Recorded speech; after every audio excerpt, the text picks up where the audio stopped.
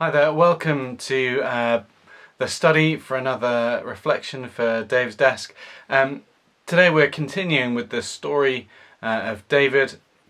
If you were with us in our last reflection, you'll have seen how David is the smallest of Jesse's sons, and yet God chooses him. He sees his heart and sees a heart like his own, and he anoints, or has Samuel anoint David as the future king of Israel. And time passes and the story picks up again as an enemy of Israel, a people called the Philistines, are attacking the Israelites. And the armies of Israel are arrayed for battle against the opposing Philistine army with a valley in between. And we're told that David is sent by his father to take food for his brothers up to the battle lines. And when he arrives there, both armies are gathered along ridges of the hill. In my mind, it's sort of arid, grassy landscape with a small stream running through the middle. And as David walks up, there's this giant of a man, Goliath, who's calling out the Israelite nation. He's hurling insults at them and calling them cowards. And saying, offering single combat, decide the battle, fight me. And all of the Israelite army are just quaking in fear, refusing, standing strong together, but no one willing to volunteer to go out and face this giant of a man. And David is sort of offended on God's behalf. He can't believe that this Philistine is allowed to carry on insulting God and God's people this way. And so he volunteers, young perhaps, impetuous perhaps, but he volunteers.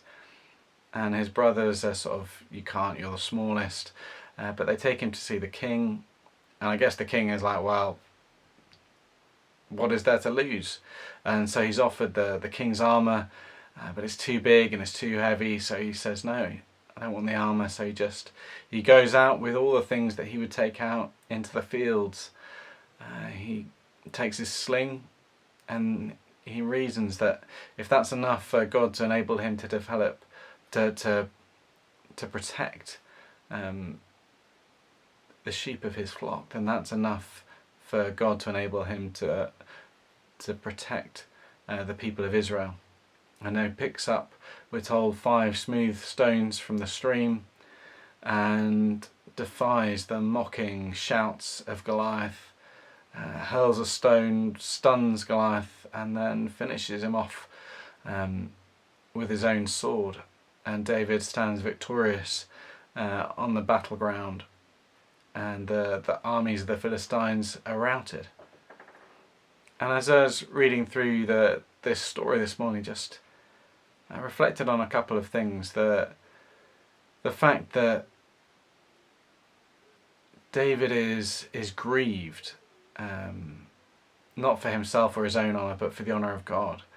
The fact that David is able to rationalise that God has always looked after me in these small things, and so he's going to look after me in this big thing. And the way in which we see God acting through David as a man after his own heart. It's often a challenge for us to understand who God is and what God is like and the limits that there are upon God. But as I reflect on the story of David as this leader of the people, we see some of God's character. We're told that David is a king after God's own heart, that in those high moments where David is trusting God completely, we see the way in which God behaves. There's no fear in the battle, there's only commitment, always trust, always looking to put himself in harm's way, to defend those who cannot defend themselves, always willing to take on the risk of shame in order to save. And I think that's my encouragement for us today, is that we can trust God in perhaps the big things, because we've always been able to trust him in the smaller things.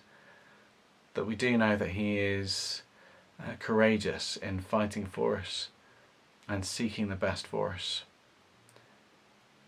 I hope you found those thoughts helpful. Please do feel free to comment and reflect. Get in touch with me. Challenge me if you think I've gone off on a completely wild tangent, or if there are any other things that you'd like us to be thinking about and reflecting on at this time, please do let me know. God bless you, and I hope to see you soon. Goodbye.